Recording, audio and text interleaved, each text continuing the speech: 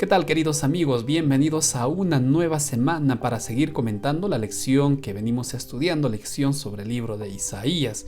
Estamos arrancando, por supuesto, un nuevo tema dentro de este estudio, pero antes de pasar a ver estos detalles, vamos a leer el versículo que es el texto central de todo el estudio, o también, como lo conocemos, el versículo de memoria para esta semana. Isaías 42:1. He aquí mi siervo, yo le sostendré, mi escogido, en quien mi alma tiene contentamiento. He puesto sobre él mi espíritu, él traerá justicia a las naciones. Este es el versículo de memoria que vamos a abordar toda esta semana y por supuesto tiene mucha relación con el estudio que estamos llevando.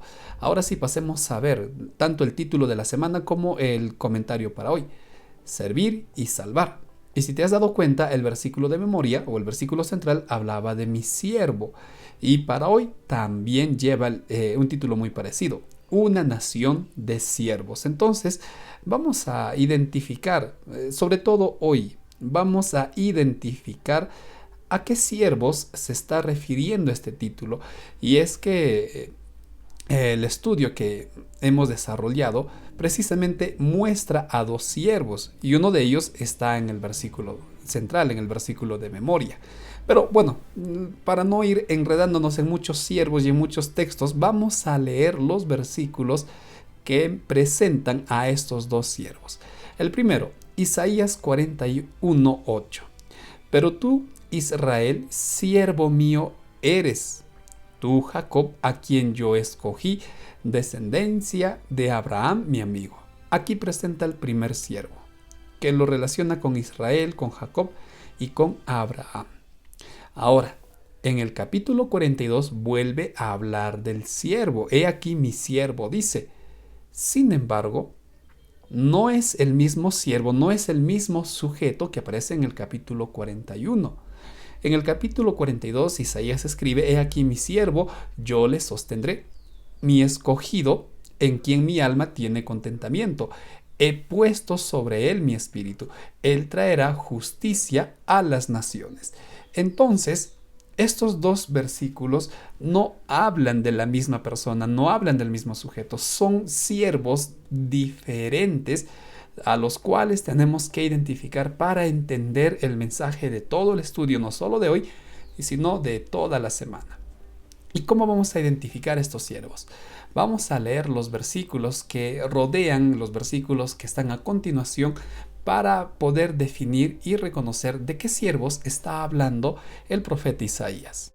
En el mismo capítulo 41 encontramos más detalles que permiten identificar al primer siervo. Dice: porque te tomé de los confines de la tierra y de tierras lejanas te llamé y te dije, mi siervo eres tú. Te escogí y no te deseché. Te escogí y no te deseché, te llamé de tierras lejanas. Da la impresión de que es alguien que no es propio de Dios, sino que fue llamado por Dios. Bueno, vamos a dejar ese detalle ahí. No temas, dice el versículo 10. No temas porque yo estoy contigo. No desmayes porque yo soy tu Dios. Yo soy el que te esfuerzo. Siempre te ayudaré, siempre te sustentaré con la diestra de mi justicia. Este siervo tiene que refugiarse en Dios. Este siervo tiene que esconderse en Dios. Es alguien a quien Dios llamó, es alguien a quien Dios escogió y a pesar de sus errores no lo desechó. Al contrario, le dice: tú serás para mí alguien a quien yo voy a ayudar, tú serás en quien yo voy a poner mi fuerza. El versículo 14 agrega: no temas, gusano de Jacob, oh vosotros los pocos de Israel, yo soy tu socorro, dice el Señor, el Santo de Israel, tu Redentor. Entonces es alguien a quien llamó, hemos dicho, y en el versículo 14 dice: gusano de Jacob o los pocos de Israel. Es obvio que está hablando de un grupo, de un pueblo. Jacob también se le llamaba así a Israel, y luego Israel pasó a ser el nombre de todos los descendientes de Jacob. Con el tiempo se dividieron en dos reinos: el reino del norte, el reino del sur. El reino del norte, Israel, se perdió en estos tiempos en el cual Isaías está escribiendo, se perdió por la invasión de los asirios. Por eso dice aquí: los pocos que quedan, los pocos fieles que quedan de Israel. Este primer siervo tiene que ver con el pueblo de Dios, el pueblo judío. Ahora ya en nuestros días vendría a ser la iglesia. Entonces este primer siervo no es una persona, es un colectivo, es un grupo identificado como el pueblo de Dios, a quien el Señor, a pesar de sus errores, no desechó, bueno, hasta al menos en el pueblo judío, hasta que fue crucificado el Señor Jesús y cuando apedrearon a Esteban. Entonces, resumiendo, este primer siervo es el pueblo de Dios, la nación judía o la iglesia en nuestro tiempo. ¿Quién será el segundo siervo? A partir del capítulo 42, se habla de este otro siervo.